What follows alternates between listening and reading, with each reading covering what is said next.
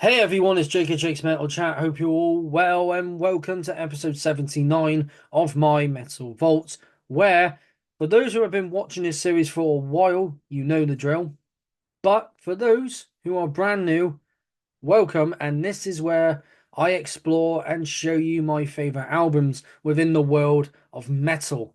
That can be heavy metal, thrash metal, death metal, black metal, doom metal, sludge metal, folk metal, you name it, all of that excellent stuff, as well as talking about the albums. I will also be talking about the bands, so a brief history and any releases leading up to the album that I have picked. And this album here, last month, had its 36th anniversary. Late 80s thrash metal right here, and it is fucking excellent.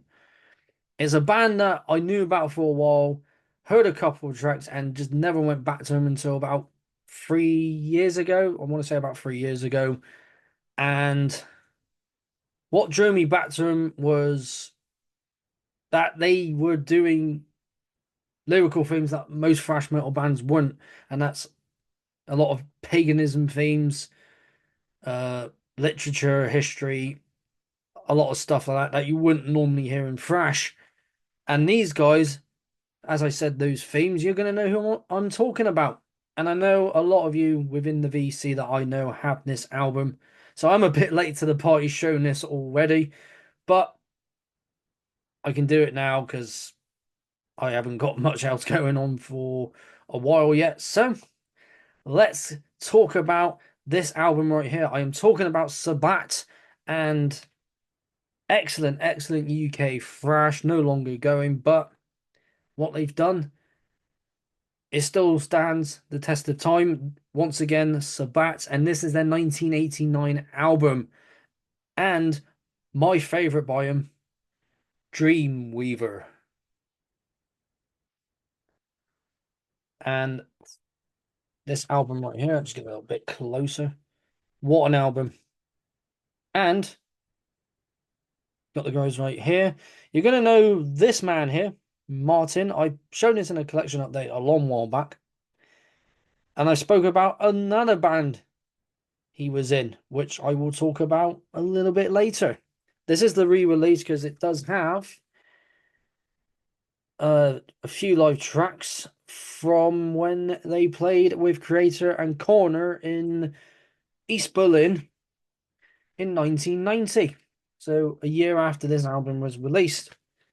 So let's talk about, well, before I talk about the band, let's show the CD. That's what I'm supposed to say. Nice little piece of pagan artwork right there. Got the logo there. Do love that logo. And show the booklet again, show the artwork. Sometimes the light will reflect off this. And a picture of him in front of Stonehenge with a nice sunset in the background, which is really cool. I'll just get that over there. And hopefully you can see that a bit more. Yeah, there we go. And let me just get a bit closer again. There are a few lyrics now. I'll show the lyrics first. And there's a few pictures in here from gigs, like when this album's come out. So there's a tour poster right there. Picture of the band right there with Stonehenge. And there's another one, like the one on the back. Some Metal Hammer releases there. Them in the woods. And there's one of them around the time they reformed.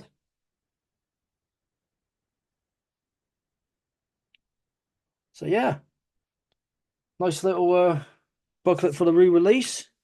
And like I said, with the artwork, it's yeah, very pagan, like a lot of pagan imagery right there.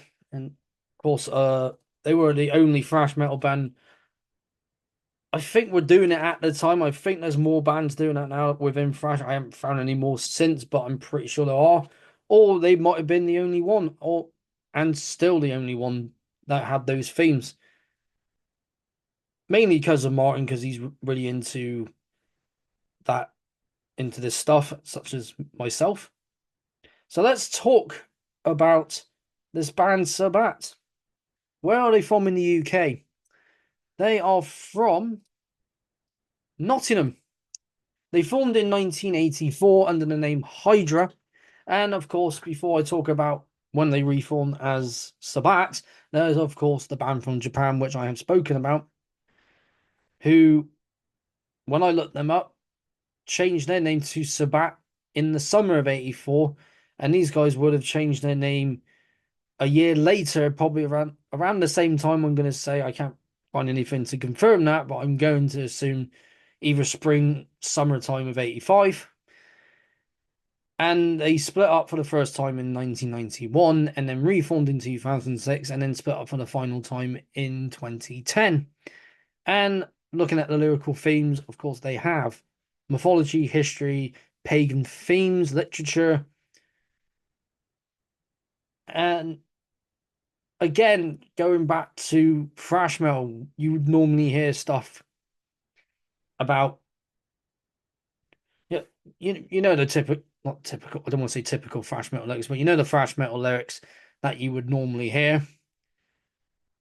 They sort of went against that with the pagan themes and a lot of lyrics about mythology, which this is what drew me back to him in the first place, because I started getting more into a lot of mythology, pagan related stuff, be it books and artwork and so on and so forth. And I saw the cover to this one and thought, you know what? I'm gonna give this album a listen. I'm gonna give this band another listen, and I'm glad I did, because I really do love this band.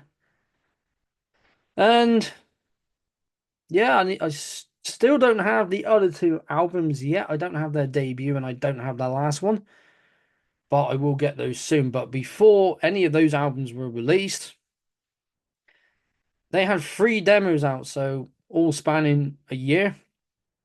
So the first one's called Magic in Theory and Practice. That was released in July of '85. It was an independent release. So side A's the Theory, side B's the Practice, which I think's a really cool touch right there. If I can find this on YouTube, which I'm pretty sure it's floating about, I'm going to give it a listen. Same with Fragments of a Faith Forgotten. Also an independent release, released in 1986. I'm not sure when in '86, but somewhere, I'm going to say somewhere between January to say, yeah, somewhere between January to December, somewhere around then. So could be winter, could be spring, could be summer, could be autumn, who knows. That's all. That's a 3-track demo. Same with, go back to, yep, to Magic in Theory and Practice. The last demo they released in 1987 called Stranger in Fiction, also independent release on cassette. That's a single-sided cassette, so only 2 tracks. Then that same year, they released a single called Blood for the Blood God, released by Games Workshop on a 7-inch vinyl. And looking at the cover here, it's got a cover of White Dwarf, so a lot of you will know what White Dwarf is.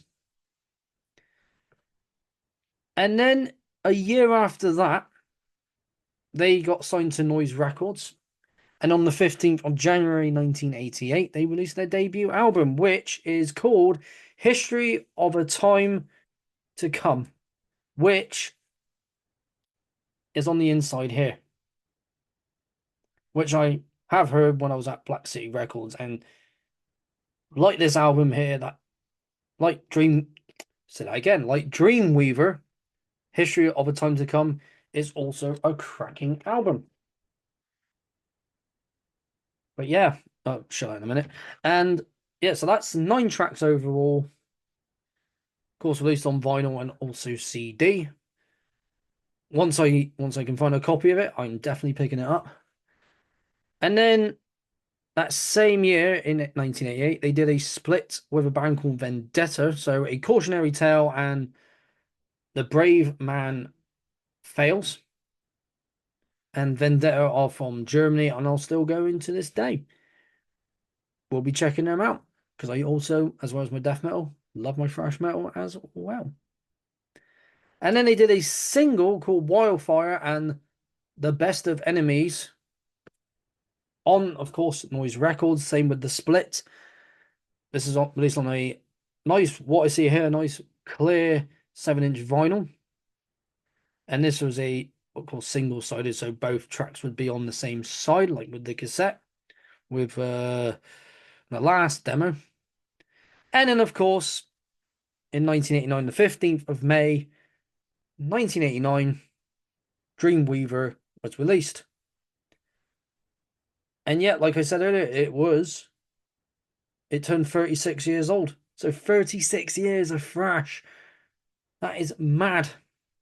And who played on this? And I will say all the names by first name. So Martin, of course, the was initially the singer of Sabbat here, and then went on to form Skyclad after he left in 1990.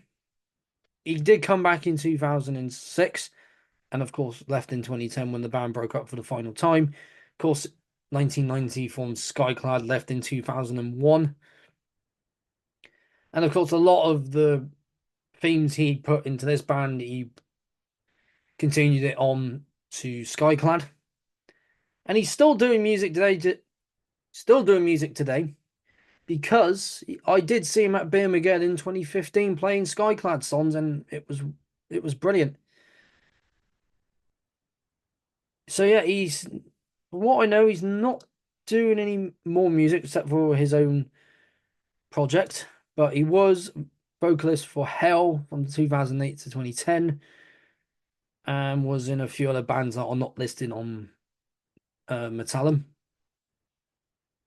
however you want to pronounce it. But he's done guest stuff for Cradle of Filth and Rannoch, which is another band I've seen at Birmingham. And of course, lyrics for Outrageous Fortunes EP for Skyclad. And is the founder of Horns Ablaze Records, which I think is still going today. But could not see anyone currently on the roster at this moment in time. And then we have Andy on guitar. He was also in the band Hell, along with Martin. Of course, in Sabbat from 85 to 91, in 2006 to 2010. And live guitar for Acid Rain, Fozzy, and Judas Priest. Then did guest guitar for Fozzy, of course, Fozzy being Chris Jericho's band. Yep, Chris Jericho's band, because I don't think there's another band called Fozzy, but you always got to double check. And done guest stuff for Hell Bastard, Iron Monkey, Killswitch Engage, and Saxon, just to name a few more music stuff, except like producing, mixing, mastering. Also from Monomorph, Annihilator, Arch Enemy, Artillery, Benediction, Blaze Bailey. Who else? Carcass, Cathedral, Chimera, Consumed, Cradle of Filth, Darth, Devil Driver, Disposed Icon. Almost mixed those two up then.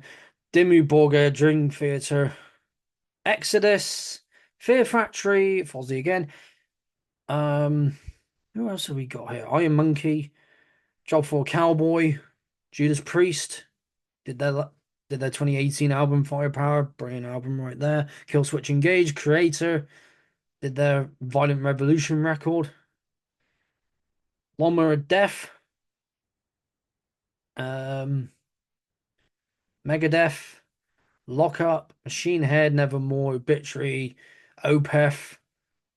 This is just going on. I can probably name all these bands, but want to crack on with the rest of them. So we have Simon on guitar. He hasn't done anything since by looking here. He's in one band currently called Rift, who is still going to this day. Not sure when they formed though, but he was in another band called Hollow Shade from 86 to 89, and of course was in Sabbat from 89 to 90, and then 2006 to 2010, and did guest stuff for Hollow Shade. Hope I'm saying that right, probably saying it wrong. Then we have Fraser on the bass, who was in a band also of course in Sabbat, but in a band called Ravens Creed. As of 2012, he retired from music that year, so he hasn't done any music since. And the last member on drums, that is Simon, of course, was on all three of the albums, and of course the demos as well, and also in a band called Fallen Angel. So that is the lineup of this album. Guest members, we have Jan on cello for track number 3, and the cello on this, once I get to it, well, I'll just say it now, fits really well. And that's the only stuff he did guest guest musician sessions for. And then we have Anna Wildsmith, who was in two bands, one called Pig and another one called So.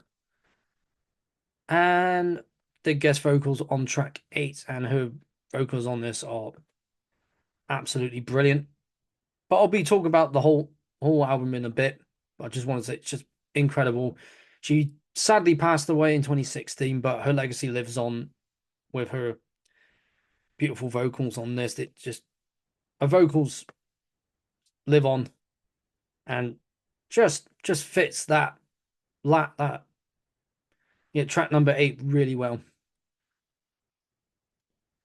And who did what? So Moses did the engineering assistant engineer, but produced for this one, but produced Hordes of Chaos by Creator.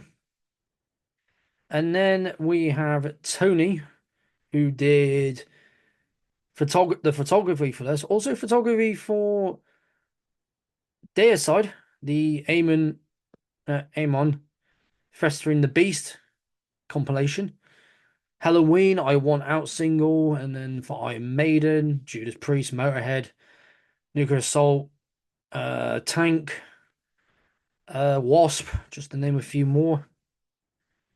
Let's go back to who else? We have Tim Beer. Love that name. Messiah did the artwork for Messiah Rotten Perish.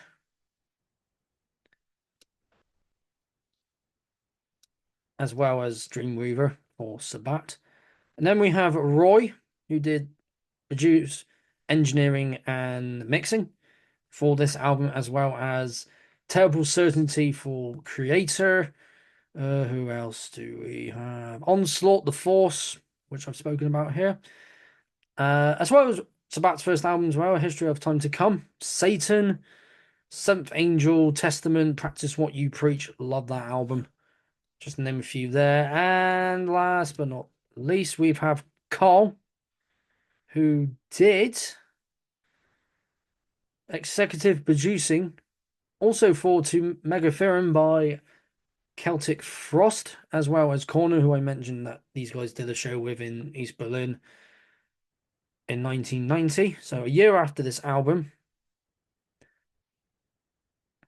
And who else did he do? Gamma Ray, Gravedigger, Hellhammer, Crater, Messiah, Running Wild, Skyclad, Tankard, and Voivod, just to name a few more. And that's it for who did photography, engineering, artwork, and so on. Now let's talk about the album itself. Let's talk about the songs on the album. So we got 9 tracks overall, and it's a good blend of fast, aggressive thrash with a little bit of that melodic element to it. So a lot of those songs, quite a lot of them do have those elements mixed in together, the melodic elements mixed into that. fast, punchy thrash that we know. And it just blends really well. So we start off with, which is the opening track called The Beginning of the End. A nice little ringing of the bells and bit of a spoken word in there as well. And then we get on to we get on to track two, which is the first track, pretty much the first full song on the album to just start everything off. So that is the Cleric Conspiracy. And man, what a way to start off. It's just right in there with that, just again that fastness what you get with thrash. You need some fast punchy thrash, and that starts it right off. And then we have Advent of Insanity, which is track number 3. That's at 2 minutes and 28 seconds long, which is a bit more of a mellow track, so it calms down just because you had the start and then you have this on, and then it's like a bit more melodic acoustic type of a song, and then it goes straight back into the punchiness with Do Dark Horses Dream of Nightmares, which is one of the one out of 4 longest tracks on this album. That's 6 minutes and 24 seconds. Just carrying on that punchiness from where the Cleric Conspiracy started. Just fast, fast-paced guitars, good old bass, drumming, vocals. You know, it shreds for days. Basically, just shred, shred, shred. And then my favorite song, track number 5, which this one's 8 minutes and 14 seconds long. The Best of Enemies, just again, just intense, in your face thrash, and then you get like a little bit where it slows down, and then it's got that really like punchy part. You know which part I'm on about when you get to it, and then it speeds up again with a solo, and then gets back to that punchy bit with that solo still behind it. And my God, it's just fucking incredible. And then we get How Have the Mighty Fallen, which is 8 minutes and 17 seconds long. Still carrying on, and it's just blending that nice bit of melodic elements in there. And I think that's what I liked about Sabbat. They just blended those parts very well together. And yeah, just carrying on from where the Best of Enemies left off. And then we have Wildfire, which of course they released a single of before. Again, all these songs have that fast, punchy, in your face, thrash metal sound that you definitely need with your thrash, which just, man, this album does deliver, absolutely delivers. Track number 8, which is, no, I'm gonna try and pronounce this. Mephistory. I'm gonna just say that, and hopefully I got it right. Just again, still just bringing that good old balance of aggression and melody, but overall just in your face. And Martin, his vocals are just fierce. Absolutely just brings it, brings it, brings it, brings it. And of course, I mentioned the cello earlier, which was on track number 3, and that works really well with that part that's like really low, that more acoustic melodic song. And then we got with track number 8, you got Anna's vocals with hers under Martin's. And yeah, because he's bringing the aggression, like that really aggressive style of thrash metal vocals, and she's bringing the nice, somewhat dark, enchanting vocals along with it, and it just blends so damn well. And then we finish off with the instrumental, which is Happy Never after. And just a perfect way to just to finish it off, you know? Perfect way to finish this album off. And these guys did a belt of a job bringing this to life. And another thing to add as well, this is based off a book, which I can't remember what the book's called because it was at Black City Records. I never got around to actually getting around to reading it. If I can remember what it is, I'll put it in the description of this video of the video down below. But yeah, cracking, cracking album right here. And it would be good if these guys were still going, but of course, a lot of them do have other priorities in life, other bands, family life, and of course, work as well. But yeah, they definitely these fine gents here came together. Of course, made one belt of an album and then released another. I haven't listened to the third album, which is, let me just quickly talk about that a minute. Where was it? Morning Has Broken. Not talked about, not played that one very much, but I will be getting around to listen to that and getting those two on CD if I get a chance to find them. Hopefully at a record fair. But this one here, this, like I said, is this my favorite one right here. This is my favorite by theirs, just because how well everything is just blended together with those melodic parts with that fast intensity of thrash. So melodic parts with aggressive parts. So you got melody and thrash. That's what I'm trying to say. Melody and thrash. But more so punchy thrash. Just, I mean, if you've seen the video of these guys on YouTube when they're playing Berlin, man, Martin knows how to get a crowd going. He demands that crowd, and that's what you need with a great vocalist. And that man knows how to get a crowd riled up. And this music definitely does that. This album does that. Because I was on my walk earlier today and I had this playing. I was like, good walking music. And even running music as well. Man, this album here, not heard it, you need to check it out. And there have been times where I forgot to say a certain word. I've got to say it for one of the albums that I've done. But you know what one I'm on about. And I usually say it after what I usually say in my conclusions, but I'm going to get straight to the point. This is a timeless masterpiece, and it always will be.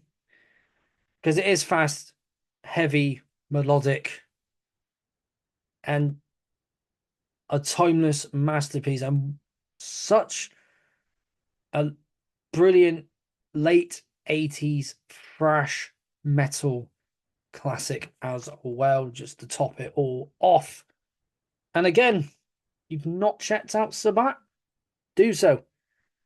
And if this is and this is it, say that again, that's reverse.